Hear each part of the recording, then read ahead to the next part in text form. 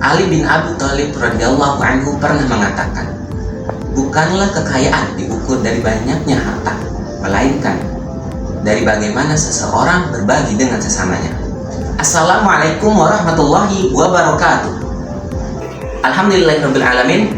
Kami dari tim Winiluk dari STI Hamfara dengan saya Iva Zaifar bersama dua rekan saya Zakwan Ramadan dan Dava Sabron.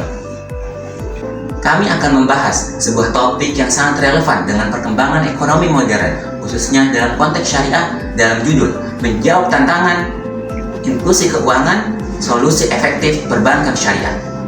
Perbankan syariah berkembang pesat di Indonesia sebagai alternatif dari perbankan konvensional.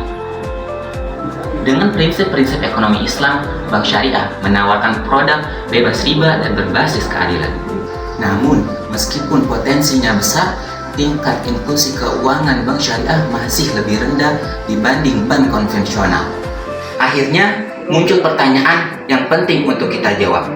Bagaimana bank syariah dapat berkontribusi dalam meningkatkan akses keuangan syariah bagi masyarakat, khususnya di daerah pedesaan dan komunitas muslim yang kurang terlayani oleh bank konvensional? Untuk menjawabnya, mari kita mulai pembahasan ini dengan melihat perkembangan sejarah terbentuknya perbankan syariah di Indonesia. Sebenarnya, keberadaan bank syariah terlebih dahulu dimulai dari inisiatif masyarakat baru ke pemerintah, atau biasa kita sebut dengan pendekatan bottom up. Hal ini tercermin jelas dalam pendirian bank syariah pertama di Indonesia, yakni Bank Muamalat Indonesia atau BMI, yang didirikan pada tahun 1991 dan mulai beroperasi pada tahun 1992. Inisiatif ini menunjukkan bahwa munculnya bank syariah berawal dari masyarakat. Sebagai bentuk dukungan dan pengakuan, pemerintah akhirnya mengeluarkan regulasi Undang-Undang Nomor 21 pada tahun 2008 yang mengatur segala bentuk perbankan syariah. Data ini kami peroleh dari sumber resmi, yakni Wikipedia dan Otoritas Jasa Keuangan atau OJK, yang menegaskan bahwa fondasi perbankan syariah memang dimulai dari inisiatif masyarakat, kemudian baru didukung oleh regulasi pemerintah. Baiklah, untuk pembahasan selanjutnya, setelah kita mengetahui sejarah perbankan syariah di Indonesia, kini kita dihadapkan dengan realitas persaingan di era modern. Pertumbuhan yang sangat signifikan dan perkembangan tersebut tidak hanya menghasilkan pertumbuhan untuk institusi-institusi syariah, melainkan juga menempatkan mereka dalam kancah global. Coba kita perhatikan data yang disajikan oleh Forbes. Kita bisa melihat Bank Syariah Indonesia menduduki peringkat kelima sebagai bank terbaik yang ada di Indonesia. Dan dari kancah internasional, kami mendapatkan data dari BSI bahwasanya BSI dapat menduduki peringkat ke-10 di Global Islamic Bank dari sisi kapitalisasi pasar. Data ranking memberikan gambaran prestisius tentang kekuatan institusional perbankan syariah di kancah internasional.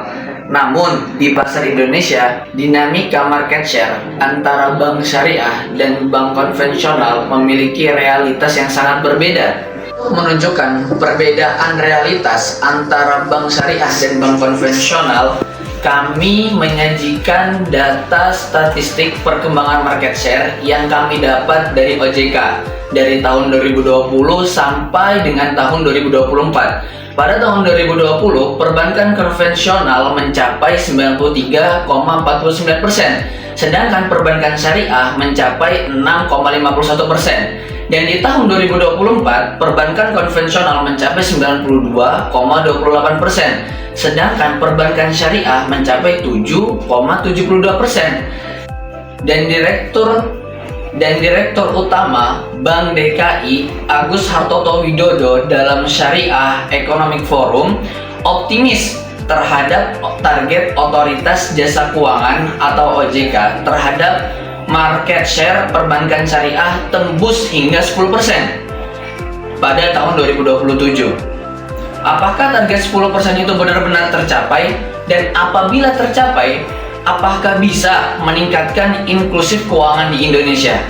Selanjutnya, Untuk menjawab tantangan perbankan syariah, kami dari tim Minloop menawarkan solusi, yaitu berupa perluas jaringan agen dengan optimalisasi program laku pandai perbankan syariah. Selanjutnya, mengapa kita perlu melakukan optimalisasi program laku pandai perbankan syariah? Karena jika kita melihat BRI, mereka mampu mendapatkan 1,06 juta agen melalui program laku pandai mereka. Berbeda dengan BSI, mereka hanya memiliki 119.000 agen. Sungguh ini adalah gap yang sangat besar sekali antara perbankan syariah, lebih tepatnya BSI, dengan BRI yang notabene adalah perbankan konvensional. Tentu kita perlu melakukan optimalisasi program laku pandai yang nantinya akan membantu untuk peningkatan jumlah agen yang tersebar di seluruh dunia. Selanjutnya, mengapa kita perlu melakukan optimalisasi program laku pandai perbankan syariah adalah karena dengan memperbanyak agen akan mengurangi jumlah kantor cabang dan secara otomatis juga akan menurunkan biaya operasional. Hal ini telah dilakukan oleh perbankan syariah, yaitu tepatnya BRI. Mereka per September 2024 memiliki 7.595 unit kantor cabang yang telah turun dari 9.030 kantor cabang per tahun 2020. Berbeda dengan BSI, mereka pada April 2024 memiliki 570 kantor cabang yang tersebar di seluruh Indonesia. Harapannya dengan optimalisasi program laku pandai, mereka perbankan syariah dapat menurunkan atau mengurangi jumlah kantor cabang yang tersebar di seluruh Indonesia dan secara otomatis akan menurunkan biaya operasional. Dengan catatan mereka harus memperbanyak jumlah agen dengan program laku pandai. Perbankan syariah di Indonesia memiliki potensi untuk meningkatkan inklusif keuangan di Indonesia. Namun, mereka masih menghadapi tantangan market share yang rendah serta jangkauan aksesibilitas yang sulit ke daerah-daerah marginal di Indonesia.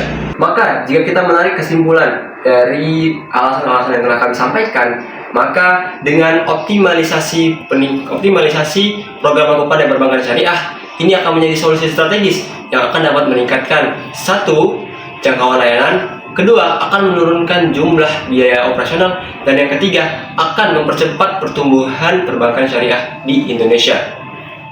Namun, keberhasilan ini harus didukung oleh kombinasi inovasi digital, regulasi yang mendukung, serta perluasan jaringan agen hingga ke pelosok negeri.